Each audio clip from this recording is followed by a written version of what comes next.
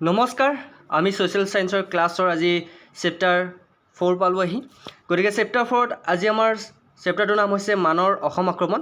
গতিকে এই চেপ্টাৰটোৰ ওপৰত যিকেইটা কুৱেশ্যন আছে আমি সকলোবোৰ পাৰ্ট বাই পাৰ্ট ডিছকাছ কৰিম। প্ৰতিটো চেপ্টাৰত কিমানকেইটা কুৱেশ্যন ওলায় গোটেইকেইটা আমি প্ৰতিটো ভিডিঅ'ৰ জৰিয়তে আমি আপোনালোকৰ কাৰণে লৈ আহি আছোঁ। গতিকে আপোনালোকে চাই আছে বিশ্বাসী বন্ধু অতি গুৰুত্বপূৰ্ণ ভিডিঅ'। যদি ভিডিঅ'টো ভাল পায় চেনেলটো ছাবস্ক্ৰাইব কৰিব, বেয়া পালে নালাগে। অ'কে, তো আৰম্ভ কৰিবলৈ ওলাইছোঁ প্ৰথমটো প্ৰশ্নৰে।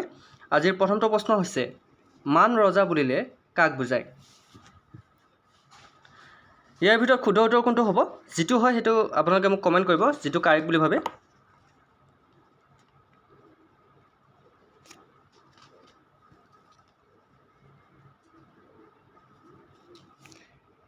য়েছ, মান ৰজা বুলিলে কাক বুজায়? ব্ৰহ্মদেশৰ ৰজাক মান ৰজা বুলি জনা যায়। অ'কে, নেক্সট কুৱেশ্যনটোলৈ আহিছোঁ। ব্ৰহ্মদেশৰ প্ৰজাক অসমৰ মানুহে কি বুলি কৈছিল? ব্ৰহ্মদেশৰ প্ৰজাক অসমৰ মানুহে কি বুলি কৈছিল? কোনে জানে? আজিৰ ক্লাছটো বহুত ইম্পৰ্টেণ্ট। ছ'চিয়েল ছায়েন্সৰ আমি চেপ্টাৰ 10 চেপ্টাৰ আজি 4 পালোঁ। ক্লাছ 10ৰ আমি ইতিমধ্যে গোটেইকেইটা চেপ্টাৰ কমপ্লিট কৰিলোঁ। ক্লাছ 9ৰ বৰ্তমান চলি আছে, 8ৰো মাজে মাজে আনি আছোঁ, গতিকে চাব। ব্ৰহ্মদেশৰ প্ৰজাক অসমৰ মানুহে কি বুলি কৈছিল? ইয়াৰ কাৰেক্ট এনচাৰ হৈছে ব্ৰহ্মদেশৰ প্ৰজাক অসমৰ মানুহে মান বুলি কৈছিল। মান আহিছে বুলি কৈছে যে, হয়নে নহয়? কোনে আনিছিল মান? বদনে আনিলে মান। গানটো শুনিছেনে? হ'ল যে মহাকাল, হ'ল যে মহাকাল, ঐ হ'ল যে মহাকাল। কোনে কোনে শুনিছিল সেই গানটো? মানস ৰবীন্দ্ৰৰ ধুনীয়া গান এটা আছে, গানটো শুনিব, হয়নে? চ' অসমৰ ব্ৰহ্মদেশৰ প্ৰজাক অসমৰ মানুহে কি বুলি কৈছিল? মান বুলি কৈছিল। নেক্সট কুৱেশ্যনটোলৈ আহিছোঁ। মানে কিমানবাৰ অসম আক্ৰমণ কৰিছিল? বহুত ইম্পৰ্টেণ্ট কুৱেশ্যন।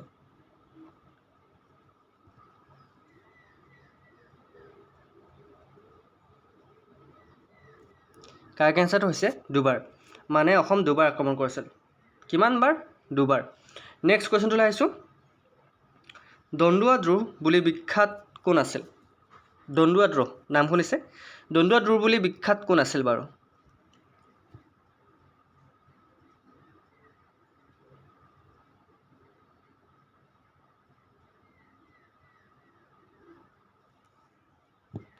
দন্দুৱা দ্ৰোহ বুলি বিখ্যাত কোন আছিল? ইয়াৰ কাৰেক্ট এনচাৰ হৈছে কলীয়া ভোমোৰা।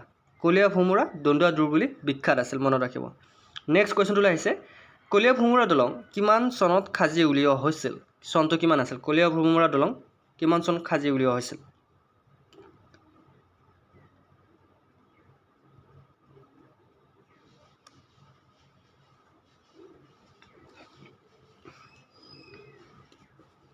কিমান চনত? চনটো কমেণ্ট কৰিব। কোনে কোনে আজিৰ কুৱেশ্যনকেইটা কাৰেক্ট এনচাৰ দিব পাৰে চাম। কলীয়া ভোমোৰা দলং ইয়াৰ কিমান চনত? য়েছ, 1987। 1987ত সাজি উলিওৱা হৈছিল। গতিকে option A is a right answer, মনত ৰাখিব। নেক্সট কুৱেশ্যনটোলৈ আহিছোঁ। কলীয়া ভোমোৰা দলং দৈৰ্ঘ্য কিমান? কলীয়া ভোমোৰা দলঙৰ দৈৰ্ঘ্য কিমান? কিমান দীঘল কলীয়া ভোমোৰা দলং?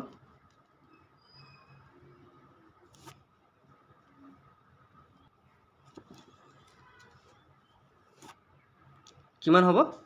কলীয়া ভোমোৰা দলঙৰ দৈৰ্ঘ্য হৈছে 3015 মিটাৰ। অ'কে, গতিকে 3015 মিটাৰ, মনত ৰাখিব। নেক্সট কুৱেশ্যনটোলৈ আহিছোঁ। মানৰ প্ৰথম আক্ৰমণ কেতিয়া আছিল? মানে কেতিয়া প্ৰথম অসম আক্ৰমণ কৰিছিল?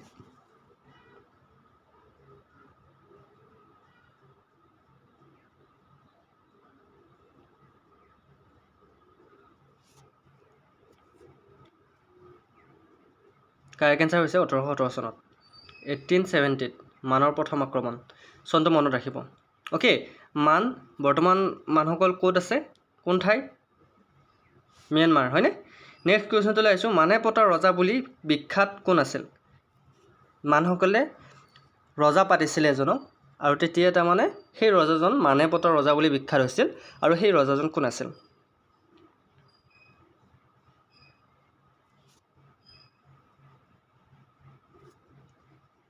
য়েছ, যোগেশ্বৰ সিংহ। কোন আছিল? যোগেশ্বৰ সিংহ। যোগেশ্বৰ সিংহ নামটো মনত ৰাখিব। যোগেশ্বৰ সিংহ। নেক্সট কুৱেশ্যনটোলৈ আহিছোঁ। মহাগড় ৰণত কোনজন ৰজা পৰাস্ত হৈছিল? মহাগড় ৰণ শুনিছে নাম? মহাগড় ৰণত কোনজন ৰজা পৰাস্ত হৈছিল মানে হাৰি গৈছিল? আজি ছ'চিয়েল সায়েন্সৰ আৰু দুটা ক্লাছ আহিব। চ' আপোনালোকে যদি ক্লাছবোৰ কৰিব বিচাৰে ভাল লাগে তেনেহ'লে ভিডিঅ'বোৰ শ্বেয়াৰ কৰিব দেই। মহাগড় ৰণত কোনজন ৰজা পৰাস্ত হৈছিল? মহাগড় ৰণত ইয়াৰ শুদ্ধ উত্তৰটো হৈছে চন্দ্ৰকান্ত সিংহ পৰাস্ত হৈছিল। গতিকে মনত ৰাখিব চন্দ্ৰকান্ত সিংহ পৰাস্ত হৈছিল, নামটো মনত ৰাখিব।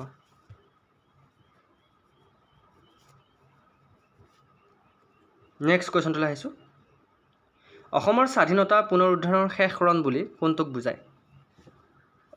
অসমৰ স্বাধীনতাৰ পুনৰুদ্ধাৰৰ শেষ ৰণ বুলি ইয়াৰ ভিতৰত কোনটো ৰণক বুজায়?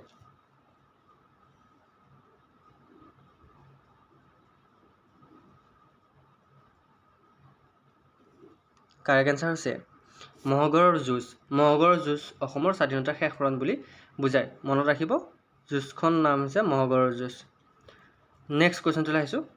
মানৰ দিন বুলি কোনটো সময়ক বুজায়? আমি যে কওঁ মানৰ দিন বুলি, কোনটো সময়ৰ পৰা কোনটো সময়লৈ মানৰ দিন বুলি বুজায়?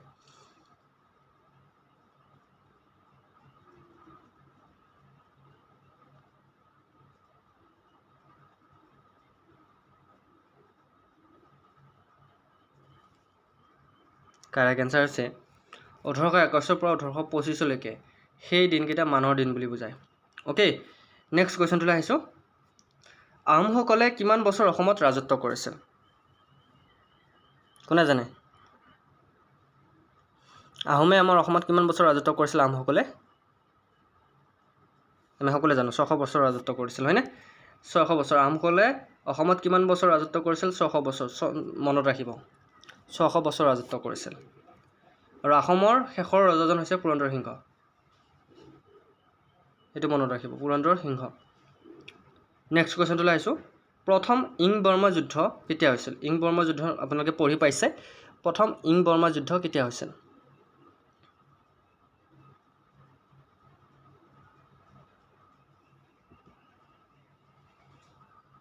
কাৰেক্ট এনচাৰ হৈছে 1824 পৰা 1826 প্ৰথম ইং বৰ্মা যুদ্ধ হৈছিল। গতিকে option D is right answer.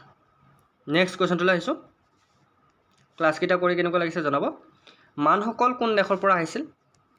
মানসকল কোন দেশৰ পৰা আহিছিল?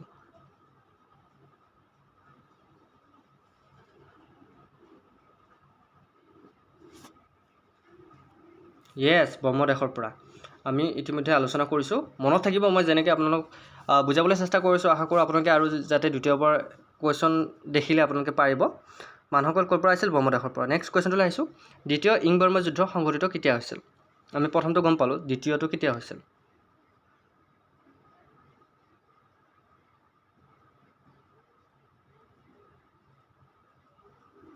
কাৰেক্ট এনচাৰটো হৈছে 1825 চনত। দ্বিতীয় ইং বৰ্মা যুদ্ধ 1825 চনত হৈছিল, 1825। নেক্সট কুৱেশ্যনটোলৈ আহিছোঁ। তৃতীয় ইং বৰ্মা যুদ্ধ কেতিয়া হৈছিল? কেতিয়াবা পৰীক্ষাত সুধিব পাৰে তৃতীয় ইং বৰ্মা যুদ্ধ কেতিয়া হৈছিল। বহুত ইম্পৰ্টেণ্ট।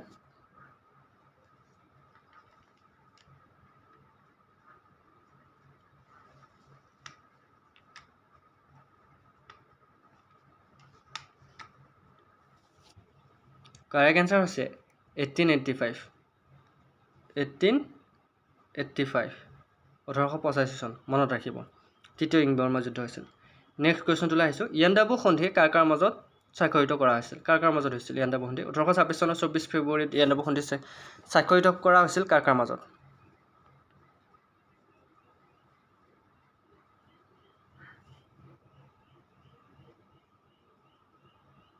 কাৰেক্ট এনচাৰ হৈছে ইংৰাজ আৰু মানসকলৰ মাজত। ইংৰাজ আৰু মানুহসকলৰ মাজত ইয়াণ্ডাবু সন্ধি স্বাক্ষৰিত হৈছিল। নেক্সট কুৱেশ্যনটোলৈ আহিছোঁ। ইয়াণ্ডাবু সন্ধি কিমান চনত হৈছিল? চনটো ইতিমধ্যে মই ক'লোৱে। য়েছ, 1826, হয়নে?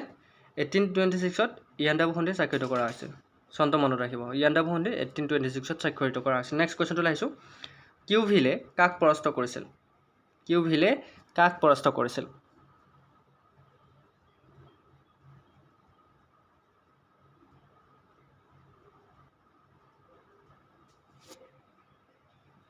কিউভিলে কাক পৰাস্ত কৰিছিল চিংফৌসকলক কিউভিলে পৰাস্ত কৰিছিল কাক কৰিছিল চিংফৌসকলক মনত ৰাখিব নেক্সট কুৱেশ্যনটোলৈ আহিছোঁ বৰণ বৰফুকনে কিমান সৈন্যলৈ অসমত প্ৰৱেশ কৰিছিল এইটো বহুত ইম্পৰ্টেণ্ট কুৱেশ্যন বৰণ বৰফুকনে কিমান সৈন্যলৈ অসমত প্ৰৱেশ কৰিছিল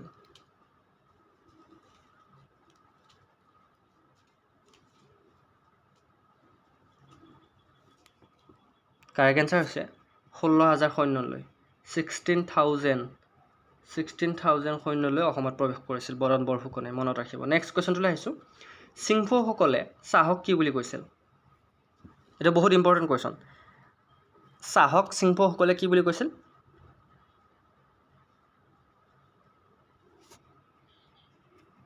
কাৰেক্ট এনচাৰ হৈছে ফানাপ বুলি কৈছিল এতিয়া কেতিয়াবা কুৱেশ্যনটো এনেকুৱা ধৰণে আহিব পাৰে যে ফানাপ মানে কি তেতিয়া মনত ৰাখিব ফানাপ মানে হৈছে চাহ আৰু এই ফানাপ শব্দটো কোনে কৈছিল চিংফৌসকলে কৈছিল চাহক সেইটো মনত ৰাখিব কনচেপ্টটো ক্লিয়াৰ কৰিলে আপোনালোকে পঢ়াত ইজি হৈ পৰিব ওকে মই বাৰে বাৰে কওঁ আপোনালোকে পঢ়িলে কনচেপ্ট ক্লিয়াৰ কৰি পঢ়িব তেতিয়া আপোনালোকৰ কথা নাই নেক্সট কুৱেশ্যনটো হৈছে গৌৰীনাথ সিংহ ক'ৰ ৰজা আছিল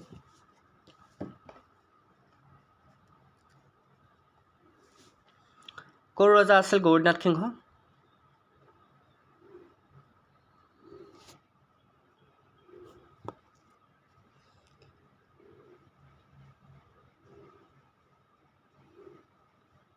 কাৰেক্ট এনচাৰ হৈছে গৌৰীনাথ সিংহ আহোমসকলৰ ৰজা আছিল মনত ৰাখিব নেক্সট কুৱেশ্যনটোলৈ আহিছোঁ কোন বিদ্ৰোহৰ সুযোগ লৈ মান ৰজাই অসমত প্ৰৱেশ কৰিছিল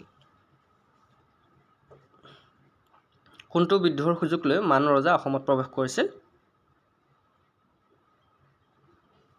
কাৰেক্ট এনচাৰ হৈছে মোৱামৰীয়া বিদ্ৰোহৰ সুযোগ লৈ মান ৰজা অসমত প্ৰৱেশ কৰিছিল সেইটো মনত ৰাখিব নেক্সট কুৱেশ্যনটোলৈ আহিছোঁ ৰঙিলী কোন আছিল ৰঙিলী নাম শুনিছে এতিয়া ৰঙিলী কোন যদি সুধি দিয়ে পৰীক্ষাত কি কৰিব সেইকাৰণে কৈছোঁ ছ'চিয়েল সায়েন্সৰ ক্লাছকেইটা ভালকৈ মন দি কৰিবা অ'কে ৰঙিলী কোন আছিল ৰঙিলী আছিল আহোম গাভৰু ৰঙিলী কোন আছিল আহোম গাভৰু আছিল নেক্সট কুৱেশ্যনটোলৈ আহিছোঁ বিছানাঙে ৰঙিলীক কালৈ উপহাৰ দিছিল বিছানাঙে ৰঙিলীক কালৈ উপহাৰ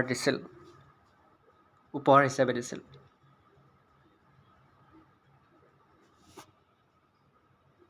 বিছানাঙে ৰঙিলীক বড়ৌপায়ালৈ উপহাৰ হিচাপে দিছিল বড়ৌপায়ালৈ নেক্সট কুৱেশ্যনটোলৈ আহিছোঁ হৰদত্ত আৰু বীৰদত্তই কাৰ সহায় লৈ আহোম ৰজাৰ বিৰুদ্ধে থিয় দিছিল হৰদত্ত আৰু বীৰদত্তই কাৰ সহায় লৈ আহোম ৰজাৰ বিৰুদ্ধে থিয় দিছিল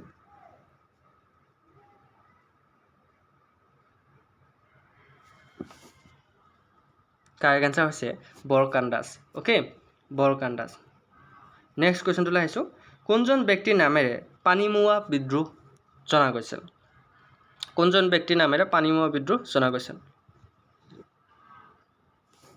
শুদ্ধটোত হৈছে পানীমোৱা অ'কে নেক্সট কুৱেশ্যনটোলৈ আহিছোঁ চাৰিঙীয়া ফুকন খিতাপ কোনে পাইছিল চাৰিঙীয়া ফুকন খিতাপ কোনে পাইছিল এইটো বহুত ইম্পৰ্টেণ্ট কুৱেশ্যন চাৰিঙীয়া ফুকন খিতাপ কোনে পাইছিল কমেণ্ট কৰাচোন এনেকুৱা ধৰণৰ কুৱেশ্যন হয়তো আগতে তোমালোকে দেখা নাই সেইবাবে তোমালোকে যদি কুৱেশ্যনবোৰ এটেণ্ড কৰিব বিচাৰা প্ৰথম পাৰ্ট 1ৰ পৰা যাব ছ'চিয়েল সায়েন্সৰ বহুত ইম্পৰ্টেণ্ট কুৱেশ্যন আমি ডিছকাছ কৰিছোঁ পৰীক্ষাত 100% ইয়াৰ পৰা আহিবই অ'কে ইয়াৰ শুদ্ধটোত হৈছে সতৰাম মনত ৰাখিব চাৰিঙীয়া ফুকন খিতাপ কোনে পাইছিল সতৰামে পাইছিল অপশ্যন এ হৈছে ৰাইট এনচাৰ নেক্সট কুৱেশ্যনটোলৈ আহিছোঁ সতৰামক ক'লৈ নিৰ্বাসন দিয়া হৈছিল সতৰামক ক'লৈ নিৰ্বাসন দিয়া হৈছিল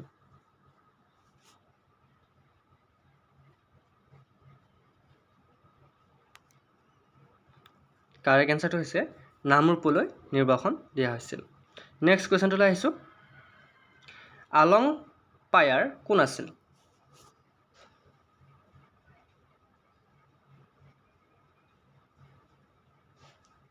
কোন আছিল আলং পায়াৰ কাৰেক্ট এনচাৰ হৈছে মান ৰজা আলং পায়াৰ এজন মান ৰজা আছিল নেক্সট কুৱেশ্যনটোলৈ আহিছোঁ বড়ৌপায়াৰ আমোলত মানসেনাই কি দখল কৰিছিল বড়ৌপায়াৰ আমোলত মানসেনাই কি দখল কৰিছিল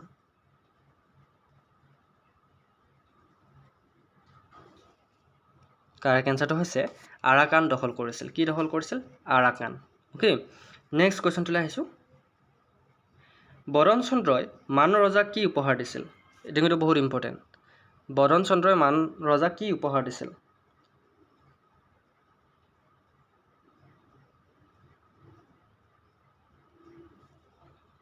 কাৰেক্ট এনচাৰটো হৈছে থেমু আইডক উপহাৰ হিচাপে দিছিল। অ'কে, নেক্সট কুৱেশ্যনটোলৈ আহিছোঁ। 1819 চনত বৰ্ম ৰজাই কাৰ নেতৃত্বত চন্দ্ৰকান্তক পুনৰ সিংহাসনত বহাবলৈ সৈন্যবাহিনী পঠিয়াইছিল?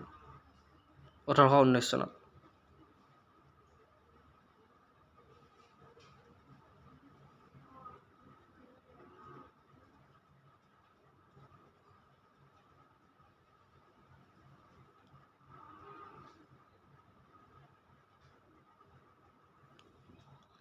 কাৰেক্ট এনচাৰ হৈছে আলুমিংগী। অ'কে, আলুমিংগী অপশ্যন এ হৈছে ৰাইট এনচাৰ। নেক্সট কুৱেশ্যনটোলৈ আহিছোঁ। আহোম আৰু মান সেনাৰ প্ৰথম সংঘৰ্ষ ক'ত হৈছিল? আহোম আৰু মান সেনাৰ প্ৰথম সংঘৰ্ষ ফাইট ক'ত হৈছিল?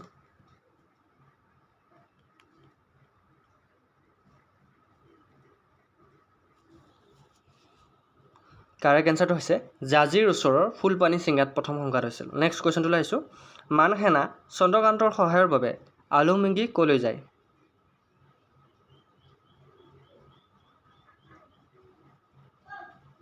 ক'লৈ যায়? কাৰেক্ট এনচাৰ হৈছে ব্ৰহ্মদেশলৈ যায়। নেক্সট কুৱেশ্যনটোলৈ আহিছোঁ। মানে পতা ৰজা বুলি কাক কোৱা হৈছিল? ইয়াৰ ভিতৰত কাক মানে পতা ৰজা বুলি কোৱা হৈছিল? আমি অলৰেডি ডিছকাছ কৰিছোঁ কাক কোৱা হৈছিল মানে পতা ৰজা বুলি। কাক কোৱা হৈছিল? শুদ্ধ উত্তৰটো কমেণ্ট কৰা। মানে পতা ৰজা বুলি কাক কোৱা হৈছিল?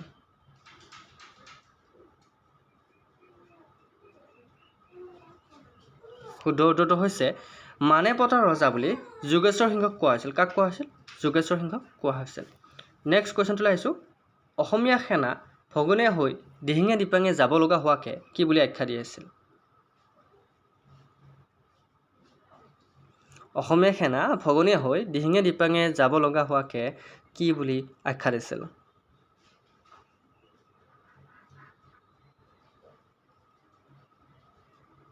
কাৰেক্ট এনচাৰটো হৈছে মান ভগনৰ দিন বুলি কৈছিল। কি বুলি আখ্যা দিছিল?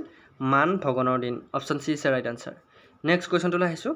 যিকেইটা কুৱেশ্যন এই চেপ্টাৰৰ পৰা ওলাইছোঁ আৰু চেপ্টাৰটোত কুৱেশ্যন নাই, গতিকে আপোনালোকে যদি চেপ্টাৰটো পঢ়িব নিবিচাৰে এই কুৱেশ্যনকেইটা চালে হ'ব। Question number 38। ছদ্মবেশী মান কোনসকল আছিল? কোনসকলে ছদ্মবেশ ধৰিছিল? ছদ্মবেশী মান কোনসকল আছিল?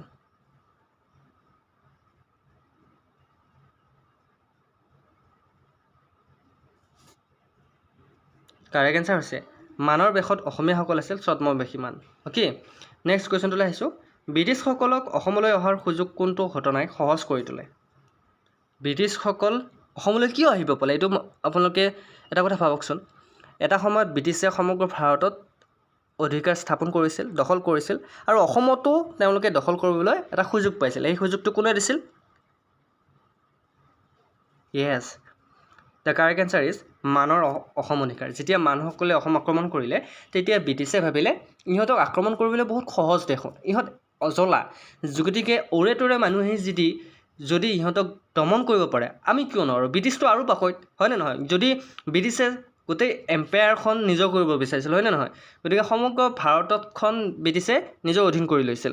গতিকে আজি আপোনাৰ 14 আগষ্ট, অহাকালি আপোনাৰ 15 আগষ্ট। গতিকে আমি যেতিয়ালৈকে ভাৰত স্বাধীন হোৱা নাছিল তেতিয়ালৈকে ব্ৰিটিছৰ অধীনত আছিল, আমি সকলোৱে জানো। গতিকে 1947 চনত যি স্বাধীনতা আন্দোলন আপোনাৰ, সেই আন্দোলনটো কিহৰ কাৰণে হ'ল স্বাধীনতা আন্দোলন, আৰু আমাৰ ভাৰত কিয় স্বাধীন হ'ল?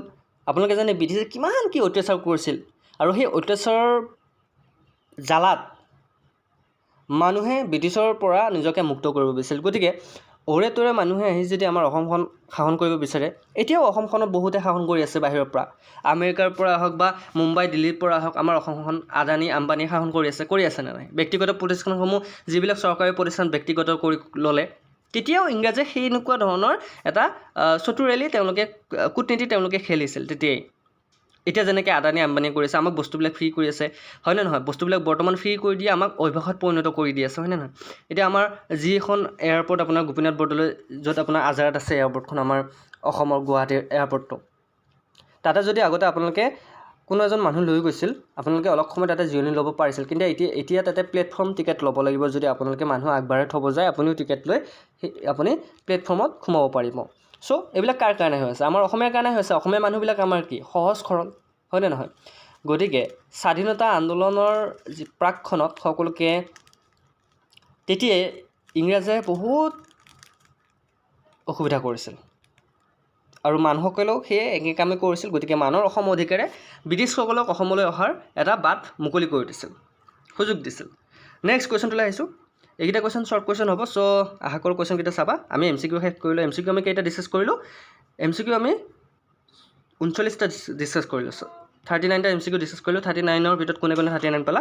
এতিয়া আমি শ্বৰ্ট কুৱেশ্যন ডিছকাছ কৰিম। 1784 চনত মানুহসকলে কোনখন দেশ জয় কৰিছিল? বহুত ইম্পৰ্টেণ্ট। 1784 মানে 1784ত মানুহসকলে আৰাকান জয় কৰিছিল, মনত ৰাখিব। আৰাকান জয় কৰিছিল। নেক্সট কুৱেশ্যনটোলৈ আহিছোঁ। মান আৰু ব্ৰিটিছৰ মাজত কেতিয়াৰ পৰা শত্ৰুতা সৃষ্টি হৈছিল? আগতে মান আৰু ব্ৰিটিছ আপোনাৰ কি আছিল? বন্ধু আছিল। কাৰণ মানুহসকলে ব্ৰিটিছক সহায় কৰিছিল যে অসমলৈ আহিব লাগে, ইয়াত বহুত মাল আছে, তোমালোকে উঠাই লৈ যোৱা। আমিও সহায় কৰিম, আমিও উঠাইছোঁ, তোমালোকে উঠাই লৈ যোৱা।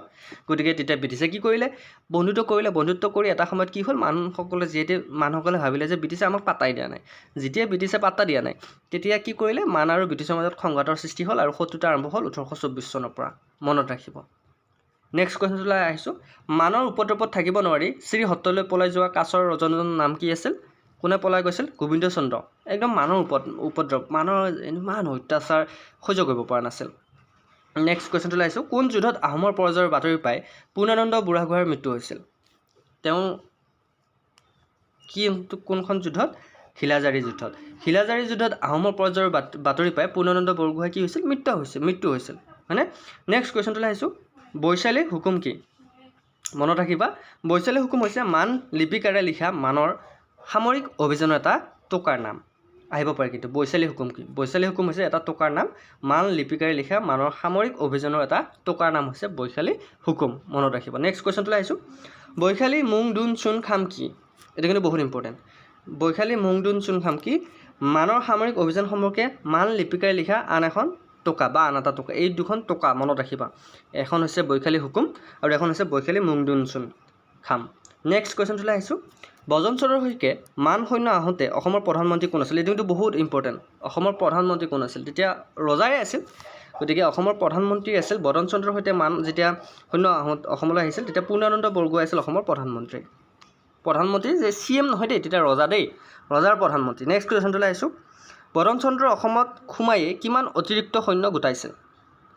বদন চন্দ্ৰ যেতিয়া অসমত সোমাল, তেতিয়া 8000 অতিৰিক্ত সৈন্য সোমাইছিল। নেক্সট কুৱেশ্যনটোলৈ আহিছোঁ। বদন চন্দ্ৰ চন্দ্ৰকান্ত সিংহই কি উপাধিৰে প্ৰধানমন্ত্ৰী পাতিছিল?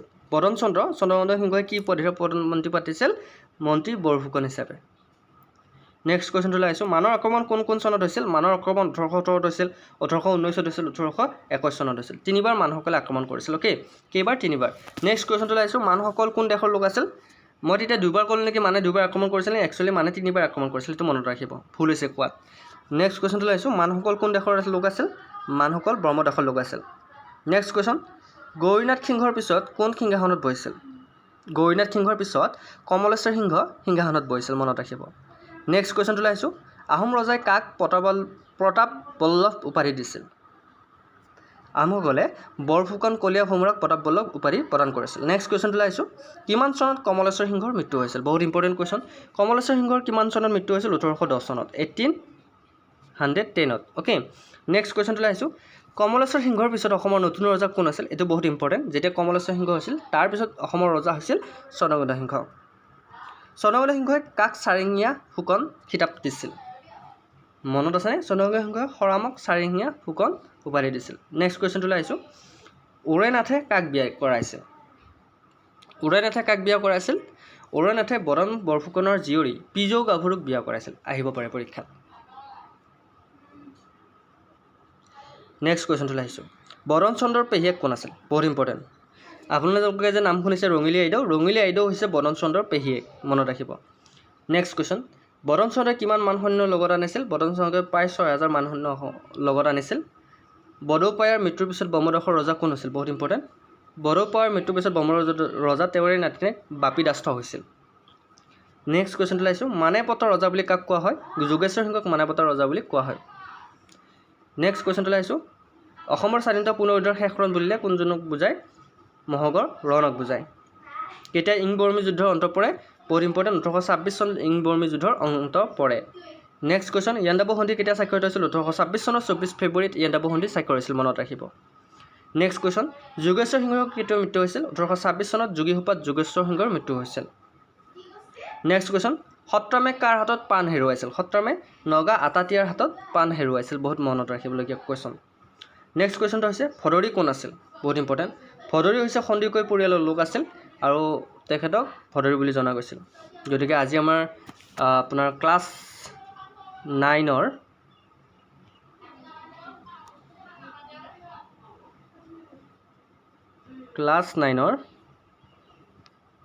চেপ্টাৰ 4 ইমানতে সমাপ্ত কৰিছোঁ। আজি কুৱেশ্যনকেইটা চাবা, বহুত ইম্পৰ্টেণ্ট কুৱেশ্যন। আৰু যদি ভিডিঅ'টো ভাল লাগিছে লাইক কৰিবা, আৰু যদি বেয়া লাগিছে ডিছলাইক কৰিবা, কোনো কথা নাই। অ'কে, যদি চেনেলটো যদি মৰমত আঁকোৱালি ল'ব বিচাৰে, আগৰ ভিডিঅ'বোৰ চাব বিচাৰে, ছাবস্ক্ৰাইব কৰি ল'বা। চ' আজিলৈ মানে অন্য এটা ভিডিঅ'ত আকৌ লগ পোৱাৰ পৰৱৰ্তী। জয় হিন্দ, জয় অসম।